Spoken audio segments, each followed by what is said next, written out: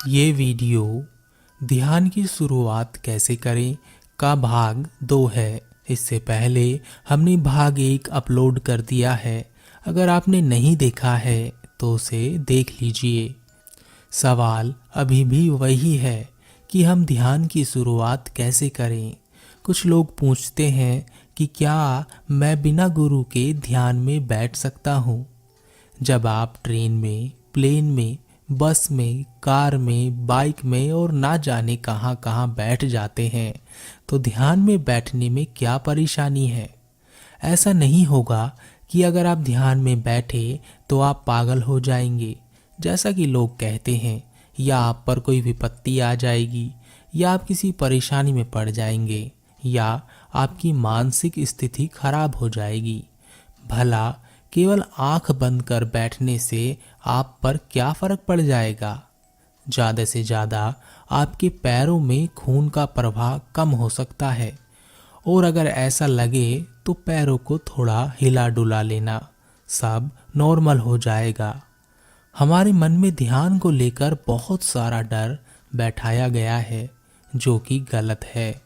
जब आप कोई कार्य ध्यान से करते हैं तब उसमें दुर्घटना होने की संभावना ना के बराबर हो जाती है।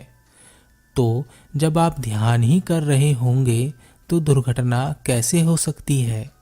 हम नशा करके गाड़ी तो चला सकते हैं, लेकिन जानते पूछते ध्यान में बैठने से हमें डर लगता है। ध्यान को लेकर हमें डरने की आवश्यकता नहीं है। आपका शरीर इतना कमज़ोर नहीं है, आपका मन भी इतना कमज़ोर नहीं है कि आपके भीतर जो ताले लगे हुए हैं आप उन्हें ज़रा सा ध्यान में बैठकर तोड़ सकें। आप अपने मन और शरीर की स्थिति को समझें। आपके शरीर में जो पहला दरवाज़ा है वह बहुत ही बड़ा और विशाल है। इसे आप इस प्रकार से समझ सकते हैं जैसे कोई बड़ा और विशाल दरवाज़ा हो जिसे बनाने के बाद कभी खोला ही ना गया हो और वह युगों से बंद पड़ा हो।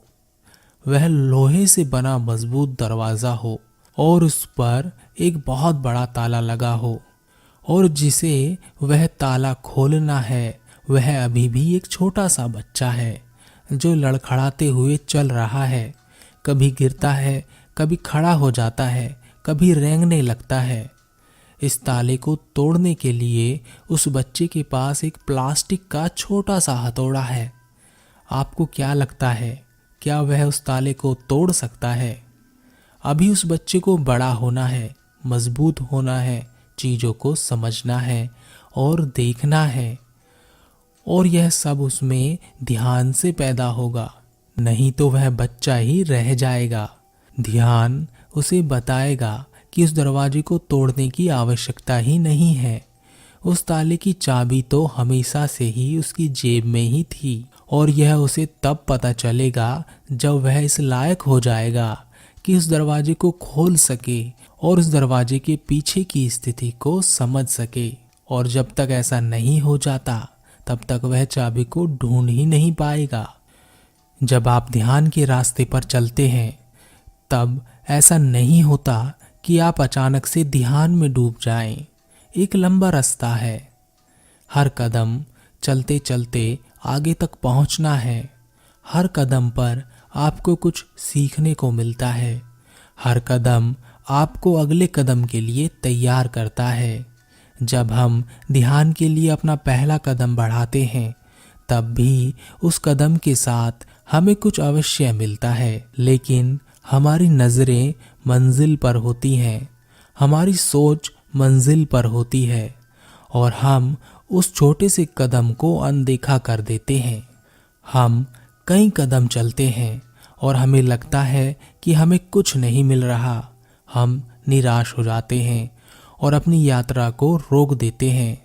लेकिन अगर आप ध्यान से देखेंगे तो जो पहला कदम आपने बढ़ाया है उस कदम के साथ आप उस जगह से एक कदम आगे हैं जहां आप पहले खड़े थे। यही तो ध्यान है। आपको अपने हर कदम पर ध्यान देना है। अभी यहीं पर मन एक और सवाल खड़ा कर देगा, आखिर हम ध्यान क्यों करें? इससे मिलता क्या है। और यह ज़रूरी भी है कि हमें कोई लालच भी हो, तभी तो हम किसी अनजाने रास्ते पर चलने के लिए तैयार होंगे। एक छोटी मछली की कहानी है, शायद आप कुछ समझ सके।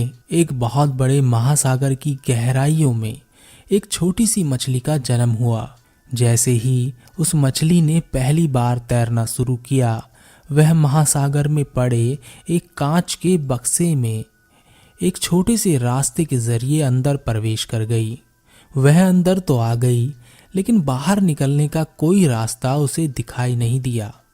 वह कांच का बक्सा ही उसकी पूरी दुनिया बन गया। वह धीरे धीरे उस कांच के बक्से में बड़ी होने लगी। कांच के अंदर कुछ छोटे मोटे कीड़े मकोड़े आते रहते थे, जिन्हें खाकर उसका काम चलता रहा। वह उस कांच के बक्से के बाहर झांकती और देखती, दूर से आती हुई मछलियों को, कुछ छोटी मोटी मछली, कुछ बड़ी मछली, और दूर उस अंधेरे को जिसके पार क्या है उसे पता ही नहीं था। वहां उसकी जाने की इच्छा तो थी, लेकिन अब वह बड़ी हो चुकी थी और उस कांच के बक्से से निकलना उसके बस की बात नहीं रही थी। वहां से गुजरती मछलियों से वह पूछती कि आगे क्या है, कैसा लगता है, वहां कैसे पहुंचा जा सकता है, और वह अपने दिमाग में कल्पना के चित्र खींचती। एक दिन वहां से एक बड़ी मछली गुजरी। उस बड़ी मछली ने उस छोटी मछली को उस बक्से में फंसा हुआ देखा और उसने छोटी मछली से कहा, मुझे तुम पर दया आती है, तुम कैसे इस बक्से में फंस गई? तुम कहो तो मैं इस बक्से को तोड़कर तुम्हें बाहर निकाल सकती हूँ। बक्से के टूटने का ख्याल कभी उस छोटी मछली के मन में आया ही नहीं था। वह बक्सा तो उसकी पूरी दुनिया था। उसने जैसे ही यह सुना, वह छोटी मछली चीख पड़ी। उसने कहा, नहीं नहीं, तुम पागल हो क्या? मैं अपनी इस छोटी सी दुनिया में सुखी हूँ। यह बड़ा जहान तुम्हें मुबारक हो, मुझे यहीं रहने दो। वह बड़ी मछली यह सुनकर वहां से चली गई। समय बीतता रहा। एक दिन बहुत बड़ी और विशाल बुद्धा नाम की एक मछली वहां से गुजरी। उस मछली का वेग और प्रवाह बहुत तेज था। उस मछली के वेग से उस छोटी मछली का कांच का बक्सा टूटकर बिखर गया। अचानक से ही उस बक्से से बाहर आ जाने के कारण वह छोटी मछली डर गई। उसे लगा जैसे उसका सब कुछ लुट गया। उस टूटे कांच के बक्से के टुकड़े से चिपककर वह खड़ी हो गई, लेकिन फिर उसने देखा कि अब उसके आसपास कोई बंधन नहीं है। वह आगे बढ़ सकती है। धीरे धीरे उसने आगे बढ़ना शुरू किया। उसे आगे अंधेरा दिखाई दे रहा था, लेकिन वह जैसे जैसे आगे बढ़ती, अंधेरा और आगे बढ़ता चला जाता। फिर धीरे धीरे उसने अपनी गति को बढ़ाया और वह तेजी के साथ महासागर में तैरने लगी। उसने नई नई चीजें देखी, नया अनुभव किया। उसे अच्छी मछलियां मिली, उसे बुरी मछलियां मिली जो उसे खा जाना चाहती थी। उसने सबसे अपनी जिंदगी को बचाया। उसने मेहनत की, परिश्रम की, बहुत कुछ सीखा। उसने अपने आप को बचाना सीखा। धीरे धीरे उसे अपनी काबिलियत के बारे में पता चला।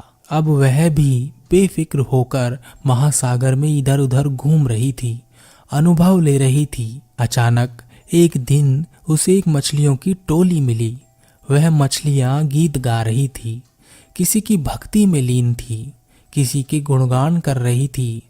उस छोटी मछली ने उन मछलियों से पूछा, यह तुम क्या कर रही हो? और मछलियों ने जवाब दिया, हम अपने ईश्वर, परमेश्वर, भगवान महासागर देव की भक्ति कर रहे हैं, उनकी पूजा अर्चना कर रहे हैं। छोटी मछली ने पूछा, महासागर देव यह कौन है? मछलियों ने कहा, तुम महासागर देव को नहीं जानती? वही तो हम सबके पालन करता है, उन्हीं की वजह से तो हमें जीवन मिला है। छोटी मछली ने पूछा, अच्छा तो यह बताओ महासागर देव कहाँ मिलेंगे? मैं उनसे मिलना चाहती हूँ। मछलियों ने कहा, अरे मूर्ख, महासागर देव ऐसे नहीं मिलते, तुम कोई कलेक्टर हो। उसके लिए साधना करनी पड़ती है, तपस्या करनी पड़ती है। वह एक दूसरे लोक में रहते हैं, वहाँ हम नहीं जा सकते, केवल वही हम तक आ सकते हैं। यह कहकर वे मछलियाँ वहाँ से चली गई। छोटी मछली सोचती रही कि ऐसी कौन सी जगह है जहाँ हम नहीं जा सकते। तब उस छोटी मछली ने निश्चय किया कि वह महासागर देव को ढूंढ कर रहेगी। इसके लिए उसने लंबी लंबी यात्राएं की, एक जगह से दूसरी जगह। हर जगह उसने पूछा कि महासागर देव कहाँ मिलेंगे। कोई उसे कुछ बताता और कोई कुछ और। वह हताश और निराश हो गई थी। तब अचानक उसने वही विशाल बुद्धा नाम की मछली को देखा। वह मछली ऊपर की ओर जा रही थी। उस छोटी मछली ने अभी तक जितनी भी यात्रा की थी सब नीचे नीचे ही की थी। ऊपर की ओर उसने कभी यात्रा नहीं की थी और ना ही उसे यह कभी पता चला कि हम ऊपर की ओर भी जा सकते हैं। अचानक से उसने ऊपर की ओर जाने का रास्ता देखकर निश्चय किया कि वह ऊपर की ओर की यात्रा करेगी। वह छोटी मछली रोमांचित हो गई और उसने अपनी यात्रा ऊपर की ओर शुरू की। वह बहुत तेज गति के साथ ऊपर जा रही थी। उसके आसपास कोई नहीं था। वह अकेली छोटी सी मछली उस सन्नाटे में हल्की सी आवाज करते हुए ऊपर की ओर चलती चली गई। काफी लंबी यात्रा करने के बाद अचानक उसने देखा जो अंधेरा था वह हट रहा था। कुछ रोशनी आ रही थी जो बहुत तेज थी। कुछ नीला नीला सा दिखाई दे रहा था। यह देखकर वह और तेजी से आगे की ओर बढ़ी और वह अचानक से ही महासागर की ऊपर की ओर आ गई। वह अचंभित थी। उसने ऐसा नजारा कभी नहीं देखा था। वह जोर से चिल्लाई, महासागर देव, मैं जानती हूँ आप इसी लोक में रहते हैं। आप यहीं कहीं हैं। मैं आपसे मिलना चाहती हूँ। कृपया मुझे दर्शन दीजिए। लेकिन वहाँ कोई नहीं आया। तब अचानक से वह छोटी मछली एक जाल में फंस गई जो एक इंसान ने फेंका था। और जैसे ही इस जाल को खींचा गया वह मछली महासागर से बाहर आ गई। और तब उसने देखा और उसने जाना कि जिस महासागर को वह ढूंढ रही थी वही तो उसके चारों ओर था। वही तो उसे जीवन दे रहा था।